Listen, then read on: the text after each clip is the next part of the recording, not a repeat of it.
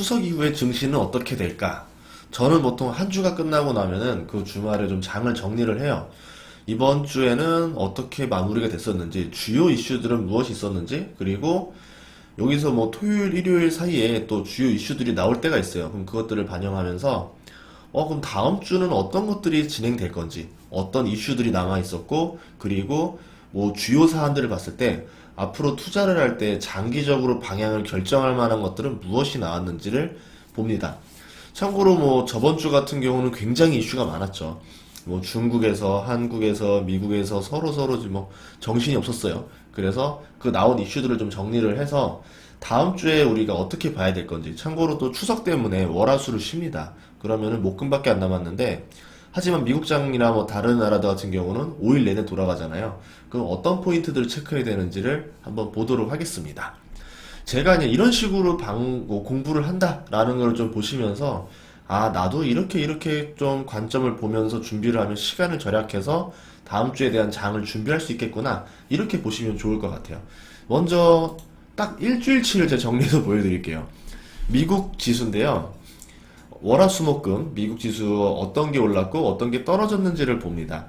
뭐 디테일하게 보아도 좋겠지만 우선 제일 먼저 봐야 될 거는 어떤 섹터들이 주저앉았나, 어떤 섹터가 많이 올랐나를 보시면 되는데, 딱히 뭐 크게 오른 섹터보다는 주저앉은 섹터가 보이죠. 제가 이렇게 하얀 박스로 쳤는데요.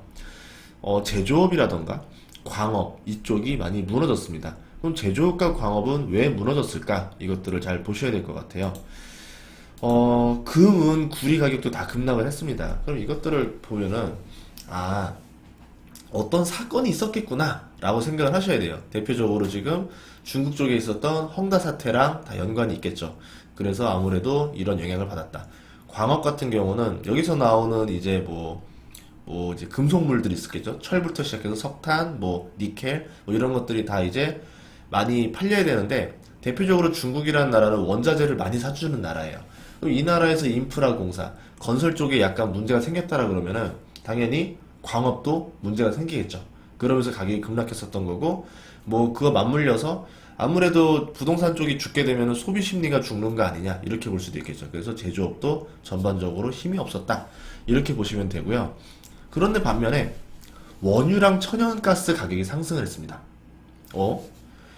중국이라는 나라가 소비를 크게 하는 나라인데, 그러면은 당연히 중국 쪽이 주춤한다 그러면 원유랑 천연가스 가격도 낮아져야 되는 거 아니냐, 이렇게 볼 수 있는데, 그렇지 않았어요. 오히려 올랐습니다. 뭐 그 이유 중에 뭐 뉴스를 보면 있겠지만, 서유럽의 전기료가 많이 올라간다. 뭐 지금 서유럽 쪽에 풍력 쪽이 지금 문제가 생겨서 지금 뭐 전기가 부족하다. 그 부족한 전기 때문에 지금 석탄 발전소를 풀 가동하고 있다. 천연가스도 부족하다. 뭐 이런 얘기들이 나와 있습니다. 그래서 지금 원유가 올라가고 있고, 뭐 일각에서는 뭐 원유가 혹시 겨울에 되면은 더 성수기가 되니까 혹시 뭐 100달러 넘어가는 거 아니냐, 이런 관점들도 제시하고 있다, 이렇게 보시면 되고요. 빅테크 중에서는 페이스북이라든가 애플, 오라클 주가가 좀 떨어졌죠, 한 주 동안. 뭐 그렇다고 해서 다 떨어진 것들은 아니에요. 뭐 구글은 거의 잘 버텼고, 아마존도 버텼고, 마이크로소프트는 오히려 올랐습니다. 이렇게 볼 수 있었고요. 반도체 섹터에서는 TSMC랑 퀄컴이 하락을 했어요. 이렇게 보시면은 그쵸, 나오죠.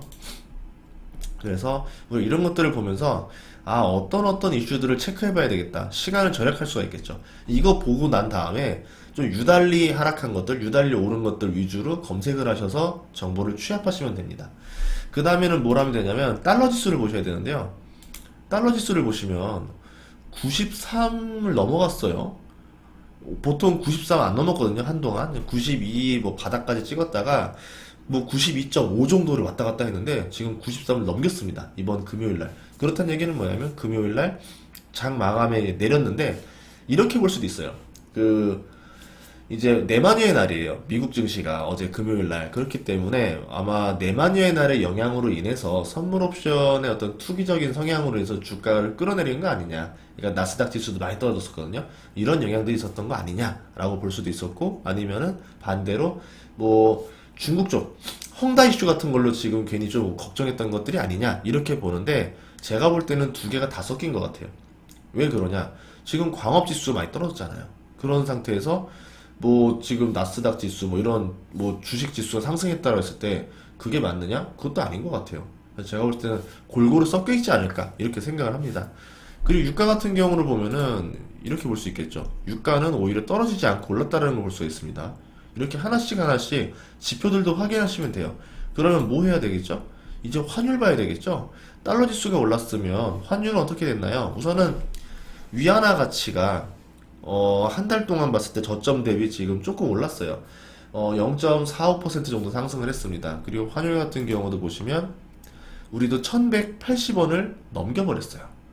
오라, 와, 1180원 넘겼다고?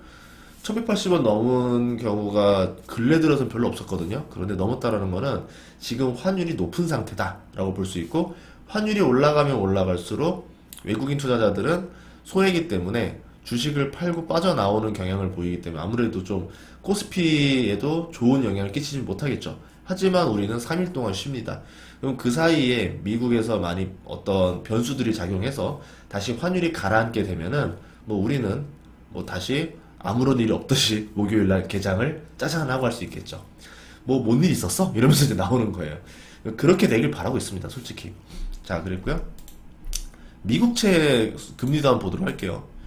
전반적으로 안 좋았어요. 그러니까 수, 목, 금으로 갈수록 점점점 나빠졌다라는 걸 볼 수 있습니다. 그러니까 일주일 동안 뭐 미국채 금리도 1.36%로 상승했다라는 거죠. 그동안 뭐 1.3 이하에서 많이 놀았었다가 1.36까지 올라왔죠. 뭐 저번에 한 5월 달 때 1.7까지 정도는 아니겠지만 그렇다 하더라도 슬금슬금 올라온다라는 게 그렇게 좋은 신호는 아닙니다. 여기 아무래도 헝다 사건에 대한 리스크에 대한 여론도 있었어요. 뉴스에 많이 나와 도배됐던 것 중에 헝다 사건이었는데, 뭐, 최근에 나온 뉴스를 하나 더 더하자라고 하면은 이런 게 있었습니다. 고위직들이 투자 상품을 조기 상환했다. 그러니까 뭐냐면 지금 고위직들이 봤을 때 아무래도 지금 헝다 쪽에서 좀 먼저 자기 돈 챙기려고 하는 어떤 약간 모럴 해저드까지 발생했다라는 걸 봤다는 얘기죠. 뭐 그러면서 이런 그런 뉴스 있었고 디폴트 우려에 대한 뉴스도 있었어요. 뭐 디폴트 하는 거 아니냐 막 이런 것도 있었고 그리고 아니면 반대로 또 이런 얘기도 있었습니다. 증권가에서는 아니야 헝다 사건 아무 일 없을 거야. 그냥 그런 사건 중에 하나다. 그리고 정부가 다 해결할 수 있다. 뭐 이런 이야기들도 있어요. 솔직히 말하면 정부의 의지가 제일 중요합니다. 정부가 살리고 싶으면 살릴 수도 있고 죽이고 싶으면 죽일 수도 있는 건데 어떤 선택을 할지는 우리는 이제 모르는 상황인 거죠. 그냥 잘 해결되기를 바라는 것 뿐이죠. 근데 반대로 말하면 자기 나라의 경제에 타격을 줄 정도로 이 큰 기업이 무너지는 거를 과연 뜬 눈으로 지켜볼 것이냐. 대마불사라 그러죠. 거기에 대해서도 뭐 어느 정도 이해는 갑니다. 하지만 이게 어떻게 될지 모르기 때문에 불확실성한 변수로 놓는 게 맞다라는 거죠. 아무 일도 없을 것이다라는 변수로 놓는 거는 나중에 대안이 없기 때문에 어느 정도 대비는 하셔야 된다. 이렇게 말하고 싶고요. 우리는 그 뭘 봐야 되느냐? 홍콩 증시랑 코스피를 잘 봐야 돼요. 코스피 지수보다 홍콩 증시가 3배 정도 더 클 거예요. 시가총액 규모가. 그리고 외국인 투자 비중이 굉장히 높습니다. 그러니까 중국 주식들 중에서 홍콩 증시에 상장한 경우가 많아요. 그리고 외국인 비중이 높다라는 거는 외국인들이 지금 중국 주식에 대해서 어떻게 보고 있는지에 대한 바로미터가 홍콩 증시입니다. 그럼 홍콩 증시 잘 보고 코스피도 잘 봐서 외국인 자금이 빠져나가고 있는 건지 아니면 안 빠져나가고 있는지 아니면 오히려 들어오고 있는지 이것들을 잘 보시면 좋을 것 같아요. 그리고 광물주가 급락했어요. 몇 가지 기업이 하나 있는데 이 BHP 그룹이 있어요. 그리고 발레라는 기업이 있습니다. 이 두 기업을 보면은 최근에 주가가 많이 떨어졌다는 걸 볼 수 있죠. 음, 아무래도 이게 헝다 위기로 인해서 부동산 시장이 조금 냉각되지 않겠느냐 이렇게 보는 것 같아요. 아무래도 이 두 회사는 광물을 파는 기업이기 때문에 중국 쪽 부동산 시장이 활발해져야지만 여기도 수익을 내는 거거든요. 대표적으로 발레 같은 경우는 상반기 동안 굉장히 좋았습니다. 돈 많이 벌었어요. 그래서 지금 올해 추정퍼가 3.6배 정도밖에 안 나오고 배당 수익률이 한 7% 넘게 지금 예상이 되고 있거든요. 근데 지금 주가가 떨어지다 보니까 아무래도 사람들이 좀 두려워하는 거죠. 과연 하반기에도 이렇게 수익을 낼 수 있을 것이냐에 대해서는 다들 물음표가 붙기 시작한 겁니다. 그래서 주가가 떨어졌다. 이렇게 볼 수 있겠죠. 그러면은 우리가 또 잘 봐야 되는 것 중에 하나 뭐냐면 중국의 그런 부동산 문제가 없을 수도 있잖아요 라고 할 수 있어요. 예를 들어서 뭐 헝다 국유은행이라던가 국유기업으로만 한다던가 정부에서 살릴 수도 있지 않겠습니까? 그럴 수도 있죠. 그런데 한 번 사람들 심리에 불안감을 얻었어요. 맹신을 하던 부동산에서 야, 계약금을 떼일 수도 있겠네? 라고 하면 사람들이 약간 주춤하는 게 있겠죠. 그럼 전반적으로 부동산의 심리적인 타격은 간 겁니다. 단, 국가가 이렇게 해줘야 되겠죠. 계약금에 대해서 만약에 잘못됐을 경우 국가가 보증을 해주는 보험을 만들어낸다던가 뭐 이런 식으로 가면은 사람들이 좀 안심을 하고 다시 재성장을 할 수도 있을 겁니다. 하지만 그 보증 정책이 나오려면 시간이 좀 걸릴 거 아니에요. 보통 정책이 나오려면 시간이 걸리거든요. 그렇기 때문에 그 텀 동안은 아무래도 광물이라던가 건설주, 자재 관련주들이 조금 더 하락을 한다던가 아니면은 상승하지 못하고 그 텀이 좀 오래 가지 않을까 이렇게 생각을 하고 있습니다. 근데 저는 반대로 이렇게도 생각을 해요. 이게 오히려 기회일 수도 있다. 굉장히 좋은 기업들을 우리가 알고 있었는데 잠깐 박앤세일을 한 걸 수도 있다라고 생각을 해요. 어떻게 살아나냐 이 과정을 좀 잘 지켜봐야 되겠죠. 다음 이슈 중에 하나는 뭐였냐면 소프트뱅크가 쿠팡 주식을 2조 원치 매각을 했습니다. 그래서 이제 뭐 손정희가 하락에 베팅한 거 아니냐라고 하는데 그냥 본인 말로는 자산 배분 목적이라 말을 했었고 실제로 소프트뱅크가 쿠팡 주식을 많이 가지고 있어요. 그래서 아무래도 37% 정도 보유하고 있다라고 알려져 있는데 9% 정도를 매각을 했으니까 그러면 이제 소프트뱅크가 보유한 쿠팡 지분도 28% 수준이다. 근데 그렇다라고 봐도 그렇게 나쁘지 않다. 왜? 소프트뱅크는 계속 성장하는 기업에 투자를 하면서 수익을 내기 때문에 쿠팡은 어느 정도 매도해가지고 또 새로운 기업에 투자하는 게 뭐 그들의 패턴이니까 그렇게 이해할 수도 있습니다. 두 번째 이슈로는 또 이게 겹쳐가지고 사람들 좀 불안이 있었는데 캐시우드가 9월 달에 테슬라 주식 판 것만 쳐도 3천억이 넘는다는 말이 있어요. 그래가지고 사람들이 걱정하는 거죠. 캐시우드는 뭐 테슬라 주식 700달러가 아니라 4,000달러 간다 말해놓고서는 자기는 왜 팔아버리냐? 이런 말을 하는 거죠. 뭐 캐시우드도 이런 말을 합니다. 자산 배분 목적이다 라고 하는데 실제로 보면 그 캐시우드 ETF를 보면은 그 테슬라 비중이 10% 정도입니다. 그러니까 약간 그 밑으로 내려가면 조금 더 담고 좀 비중이 올라가면 좀 매도 치고 이러면서 어느 정도 비중 조절하는 거 아니냐 이런 관점에서 해석해 볼 수도 있어요. 그러니까 나쁜 것만 해석하지 말고 긍정적인 뉴스도 같이 보면서 어느 정도 균형 있는 감각을 본 다음에 여러분이 최종 판단을 내리셔야 돼요.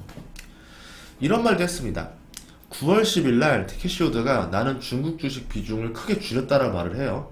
오이 뭐야? 라고 하는 거죠. 근데 이렇게 말을 합니다. 중국 정부가 사회 문제 해결을 위해서 자본주의를 희생시켰다 라고 부정적인 언급도 해요. 하지만 어떻게 얘기했냐면 시간이 지나면 일부 규제는 재검토될 것이다. 그리고 나는 중국 주식 투자를 계속할 것이다. 뭐 이런 얘기들을 했어요. 그리고 힌트를 하나 줍니다. 공동부유, 지금 중국에서 밀고 있는 게 공동부유잖아요. 공동부유에 부합하는 기업은 남겨뒀다라는 거죠. 대표적으로 JD 로지틱스랑 판도더 이 두 개 이야기를 했는데 그런 관점에서 보면은 뭐냐면 중국 주식 투자를 할 때 중국 주식이 다 떨어졌다라고 해서 다 팔고 나온다라는 관점보다는 그래도 박앤세일이니까 그 중에서 중국의 정책에 반하지 않는 기업들 뭐 돈 잘 벌면서 그러면은 정책적 리스크를 피해갈 수 있고 오히려 박앤세일로 저렴하게 살 수 있다라는 거죠. 주식 투자에서 보면 좋은 거를 사면 항상 비싸게 살 수밖에 없어요. 그러니까 뭐 경매 원리랑 비슷해요. 주식 투자가 굉장히 경매랑 흡사하는 건데 하자가 있는 걸 사야 돼요. 경매에서도 보면 하자 없고 저렴한 뭐 아파트 이런 것들은 절대 시세보다 싸지 않습니다. 굉장히 비싼 편에 속해요. 근데 반대로 약간 하자가 있는 물건들은 경매에서 굉장히 싸게 낙찰받을 가능성이 있어요. 물론 리스크가 존재하죠. 반대로 중국 같은 경우는 마찬가지예요. 지금 어느 정도 약간 여러 이슈들로 하자가 발생해서 주식들이 많이 가라앉았는데 그 하자를 이겨낼 만큼 저렴하면서 정책에 문제가 없는 것들은 오히려 매력적인 기회로도 다가올 수 있다라고 봐요. 그러니까 결국은 케이스 바이 케이스다 이렇게 말하고 싶습니다.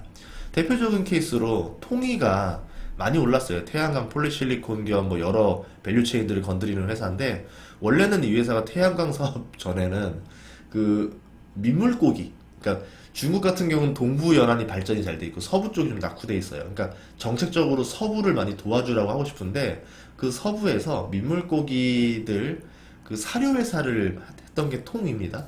근데 이 통이가 이러는 거죠. 아, 이 사람들 좀 더 소득 증대를, 농민들 소득 증대를 위해서 민물고기 양어장 위에다가 태양광 판넬을 깔면은 참 좋지 않겠습니까? 그러면은 더 관리도 쉽고 비용도 절감되고 농민들 수익도 늘어나니까 좋지 않겠냐라고 하면서 그 태양광 사업을 가져옵니다. 그래가지고 이제 뭐 말도 안 되는 태양광 기업을 급속 성장을 해버려요. 진짜 짧은 기간에 빨리 성장했거든요. 뭐 나머지 기업들에 비하면은 뭐 보리화품이라던가 이런 거 보면. 그래서 통이 같은 경우 보면 좀 부채가 과다하다는 문제가 좀 존재하긴 하는데 아무래도 좀 정책적으로 예뻐하는 기업 중에 하나라서 뭐 이런 것들 보면 좀 잘 봐도 좋을 것 같아요. 물론 주가가 많이 올랐었습니다. 더 싸게 살 수 있는 기회는 있었는데 그 기회보다는 조금 오른 상태다. 요거는 또 잘 보셔야 될 것 같고요.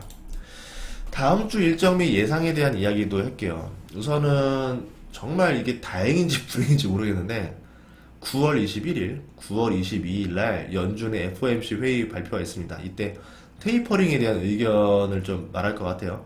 그것 때문에 좀 장이 좀 흔들린 것들 아니냐 이런 이야기들도 있습니다.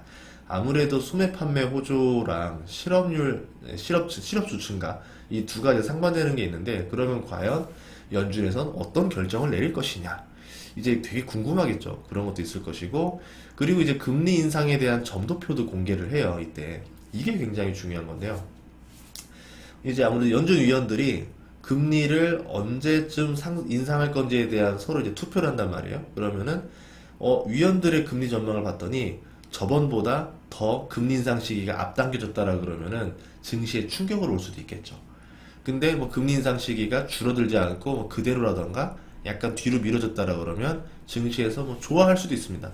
이게 완전 케이스 바이 케이스인 게 금리 인상이 원래 이게 증시 악재가 되는 게 맞나 싶은데 항상 보면은 금리 인상 전에는 악재로 해석을 하고 막상 하고 나면 또 호재로 해석하는 되게 이것도 케이스 바이 케이스예요. 그렇기 때문에 좀 잘 지켜봐야 됩니다. 우선 테이퍼링을 한 타이밍 더 늦춘다는 뉴스가 나오게 되면 증시는 상승하겠죠. 그리고 물가도 상승할 것 같고 원자재도 상승하지 않을까 이렇게 예상을 하고 있어요. 뭐 딱 봤더니 지금 원자재 우리 이슈 봤잖아요. 원자재 중에 유가 테이퍼링을 늦출 거라 예상하고 일주일 동안 좀 먼저 상승한 것들이 아니냐 이렇게 볼 수도 있고 뭐 철강 같은 금속 같은 경우는 지금 헝다 이슈 때문에 좀 주저앉았고 나머지들 보면은 아무래도 뭐 곡물이나 이런 것들 봐도 약간 그런 느낌이 좀 있습니다. 코스피 같은 경우는 정말 다행이라 했던 얘기가 뭐냐면 9월 23일부터 시작이 돼요. 그러니까 이 테이퍼링 때문에 전날 뭐 코스피가 출렁이는 일 자체를 발생하지 않는다라는 거죠. 그냥 다 된 거 보고 나서 우리는 추석 연휴가 끝나고 시작입니다. 목금 시작이에요. 그러면 이제 결국 뭐냐면 목요일 날 장은 어떻게 될 거냐? 모 아니면 도라는 거예요. 뭐 우리는 뭐 대응할 방법이 없습니다. 그냥 9시부터 뻥 아니면 뻥이니까 그냥 그거 보고서 어떻게 대처할 것이든 걸 보면 돼요. 만약에 많이 올랐다라 그러면 다 좋은 거고 나쁘지 않은 거고 많이 떨어졌다라 그러면 뭐 이미 벌써 뭐 돌이킬 수 없을 수도 있잖아요. 그렇기 때문에 차라리 긍정적으로 생각해서 내가 어떻게 더 현금을 가지고 더 좋은 주식을 싸게 살 수 있는지 미리 지금 추석 연휴니까 좀 준비해 두세요. 만약에 목요일 날 증시가 올랐을 때 시나리오, 떨어졌을 때 시나리오를 그려서 떨어졌을 때 내가 지금 이번에 연휴 때 공부했더니 이 기업들 정말 괜찮더라. 얘네들 미리 싸니까 사놔야 되겠다. 이런 관점으로 접근하실 수도 있을 겁니다. 그리고 바이든의 이야기가 있었어요. 힌트가 뭐였었냐면 2030년까지 메탄가스를 30% 감축하겠다라는 목표를 발언을 했어요. 여기에 유럽연합도 참여하겠다라고 이야기가 나왔습니다. 그걸 저는 이렇게 보는 거예요. 그러니까 이런 뉴스들을 보면서 바이든이 이렇게 얘기했다라 그러면은 메탄가스에 대한 이야기였다는 거는 관련주들이 앞으로 성장세를 얻어가겠구나 라 보시면 돼요. 물론 이럴 때가 있어요. 이런 발언을 하자마자 오르는 날이 있고 발언을 해도 안 오르는 경우도 있었는데 보통 딜레이를 한 달 정도 주고 그 뒤부터 오르는 경우들도 있더라고요. 그러니까 뭐 당장 뭐 이번 주 월요일부터 뭐 미국장에서 메탄가스 관련주들이 막 올라버리면은 뭐 어쩔 수 없는 거고요. 아니면 뭐 한국도 마찬가지가 있겠죠. 올라버리면 어쩔 수 없는 거고 만약 안 올랐다라 그러면은 한번 사볼까라는 기회를 얻을 수도 있겠죠. 물론 이게 2030년까지이기 때문에 앞으로 9년에 대한 이야기라서 지금 당장 주가가 오르는 건 기대감으로 오르는 거예요. 실적으로 오르는 건 아닙니다. 어쨌든 관점을 보자 이겁니다. 우선 메탄가스는요, 동물 분뇨 등에서 발생한다라는 걸로 주목을 가장 많이 받고 있어요. 그래서 육식을 줄여야 된다라는 발언과 비슷하게 해석될 수도 있다라는 점이에요. 2010년 기준으로 세계 소가 13억 마리였는데 뭐 그때 기준으로 보자라고 하면 1년 동안 메탄가스가 1105억 킬로그램이 나와요. 그러니까 어마어마한 메탄가스가 나오는 거죠. 뭐 소의 분뇨라던가 소의 트름 이런 것들로 나오는 겁니다. 그러면 육식에 대한 부정적인 시선을 자꾸 씌우게 되겠죠. 야, 육식은 나쁜 거야. 육식은 안 좋아. 이런 식으로 갈 거란 얘기죠. 그러면 어떤 게 자연스럽게 뜰 수밖에 없는가? 대체육 시장이 뜰 거예요. 육식이 아닌 대체육으로 이게 이렇게 전환할 수 있다라는 거잖아요. 대표적으로 어떤 기업이 있느냐? 비욘드 미트라는 기업이 있죠. 대표적인 기업이지만 문제는 뭐냐면 실적이 적자입니다. 보통 우리가 알고 있는 이제 아름다운 목표들, 뭐 누구도 거기에 대해서 나쁘다를 할 수 없는 뭐 이제 뭐 아름다운 이야기들 보면은 보통 내실이 빈약한 경우도 많은데 아직은 지금 꿈과 희망이 가득하기 때문에 실적이 흑자가 나오진 않습니다. 오틀리라는 회사도 있어요. 이 미국 나스닥에 있는 건데 식물성 귀리 우유를 만드는 회사예요. 이 회사는 원래 스웨덴 회사인데 이 나스닥에도 상장되어 있습니다. 그래서 보통 비건들 같은 경우 보면은 이제 우유를 먹고 싶잖아요. 특히 뭐 카페라떼라던가 뭐 커피류 많이 먹게 되는데 동물성 우유를 먹게 되면 안 되니까 그래서 이렇게 식물성 귀리 우유를 먹는 경우도 많습니다. 실제로 국내에서도 팔고 있죠. 예. 한국에도 이렇게 비욘드 미트라든가 오틀리 같은 기업들이 또 있어요. 그래서 잘 찾아보시면 좋을 것 같아요. 여기서 관점을 하나 더 넘긴다라 치면 전 세계의 GDP 성장을 좀 봐요. 그러면 길게 봤을 때요. 사육두수를 못 줄입니다. 왜? 그 중국의 성장에서 보면 알 수 있듯이 결국은 그 나라의 GDP가 성장하면 성장할수록 사람들은 그 육류 소비가 커집니다. 대체육 시장도 커지겠지만 육류 자체의 절대적인 시장도 커진다라 봐요. 그래서 이제 어떤 관점으로 전환될 것이냐? 차라리 메탄이 적게 발생할 수 있는 방법을 만들어내자. 그래서 애초에 사료를 먹을 때, 그러니까 우리로 치면 고구마 먹으면 방구 꾸잖아요. 그러니까 고구마 먹이지 말자 이거예요. 그러니까 뭐냐면 사료 자체가 메탄, 저메탄 사료를 만들자. 그러면 동물들이 먹어도 메탄가스가 적게 나오니까 어떻게 보면 사육두수를 줄이지 않으면서도 메탄가스를 감축할 수 있다. 이런 이야기예요. 그러면 우리는 생각해야죠. 아, 뭐가 수혜주지? 사료주, 사료주. 그러면 저메탄 사료라는 걸 더 비싸게 팔 거 아니에요. 뭐 사료 회사들, 뭐 국내만 얘기하는 게 아닙니다. 뭐 아르헨티나라든가 브라질이라든가 미국에도 사료 회사가 있다라 그러면 굉장히 좋은 선택이 될 수 있겠죠. 그리고 이제 바이오 가스를 활용해서 에너지를 만드는 사업도 힘을 얻을 수가 있어요. 뭐 그런 기업들도 있을 거고요. 또 바이오 매스를 활용해 가지고 제품을 만드는 거예요. 그러면 이런 기업들도 이제는 정책적인 어떤 기반이 마련됐기 때문에 성장성이 생기는 거겠죠. 그래서 해외라든가 국내 기업을 잘 찾아보면은 이런 수혜주들을 볼 수도 있을 겁니다. 뭐 오를지 안 오를지는 어떻게인지 모르겠어요. 하지만 이제 길게 봤을 때 괜찮다라는 겁니다.